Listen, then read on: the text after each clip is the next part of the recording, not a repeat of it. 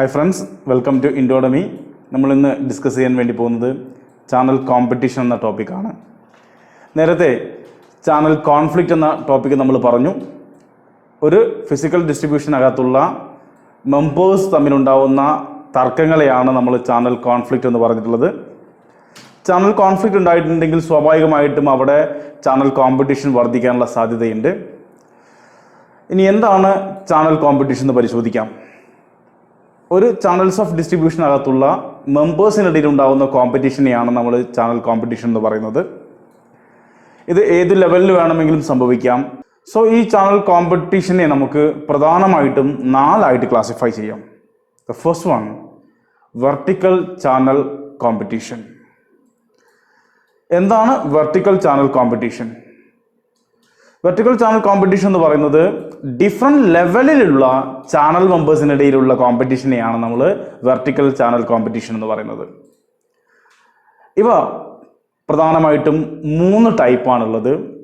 ഹോൾസെയിലേഴ്സും റീറ്റെയിലേഴ്സും തമ്മിലുള്ള competition. Second one, മാനുഫാക്ചററും ഹോൾസെയിലേഴ്സും തമ്മിലുള്ള competition. അതോടൊപ്പം തന്നെ മാനുഫാക്ചേഴ്സും റീറ്റെയിലും തമ്മിലുള്ള കോമ്പറ്റീഷൻ. ഓക്കെ, ഇങ്ങനെ 3 ടൈപ്പ് കോമ്പറ്റീഷനാണ് വെർട്ടിക്കൽ കോമ്പറ്റീഷനകത്ത് ഉണ്ടാവുന്നത്. Second one, horizontal competition. Same ലെവലിലുള്ള മെമ്പേഴ്സ്, അതേപോലെ തന്നെ സെയിം ടൈപ്പ് മെമ്പേഴ്സ്, ഇവർക്കിടയിൽ ഉണ്ടാകുന്ന കോമ്പറ്റീഷനെയാണ് നമ്മൾ ഹൊറിസോണ്ടൽ കോമ്പറ്റീഷൻ എന്ന് പറയുന്നത്.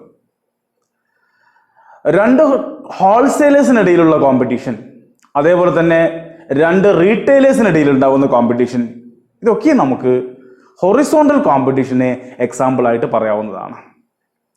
Next one, Inter type competition. എന്താണ് ഇന്റർ ടൈപ്പ് കോമ്പറ്റീഷൻ?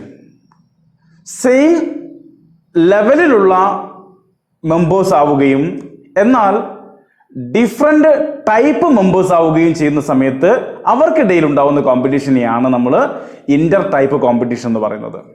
പരിശോധിക്കാം നമുക്കൊന്നുകൂടി.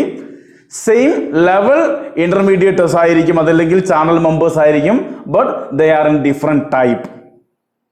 ഡിപ്പാർട്ട്മെന്റൽ സ്റ്റോറും അതുപോലെ തന്നെ റീറ്റെയിൽ സ്റ്റോറും തമ്മിലുള്ള കോമ്പറ്റീഷൻ. ഓക്കെ, ഇവയൊക്കെ നമുക്ക് ഇന്റർ ടൈപ്പ് കോമ്പറ്റീഷന്റെ ഭാഗമായിട്ട് പറയാം. Next one, channel system competition. ഒരു ബിസിനസ് ഓർഗനൈസേഷൻ അതിന്റെ പ്രൊഡക്റ്റ് ഫൈനൽ കൺസ്യൂമേഴ്സിലേക്ക് എത്തിക്കാൻ ഒന്നിലധികം ചാനൽസ് ഓഫ് ഡിസ്ട്രിബ്യൂഷൻ അവർ ഡിപ്പെൻഡ് ചെയ്തേക്കാം. അങ്ങനെ വരുന്ന സമയത്ത് ആദ്യത്തെ ചാനൽസ് ഓഫ് ഡിസ്ട്രിബ്യൂഷനും രണ്ടാമത്തെ ചാനൽസ് ഓഫ് ഡിസ്ട്രിബ്യൂഷനും തമ്മിലുണ്ടാവുന്ന കോമ്പറ്റീഷനെയാണ് നമ്മൾ ചാനൽ സിസ്റ്റം കോമ്പറ്റീഷൻ എന്ന് പറയുന്നത്. Okay, so that's about the channel competition.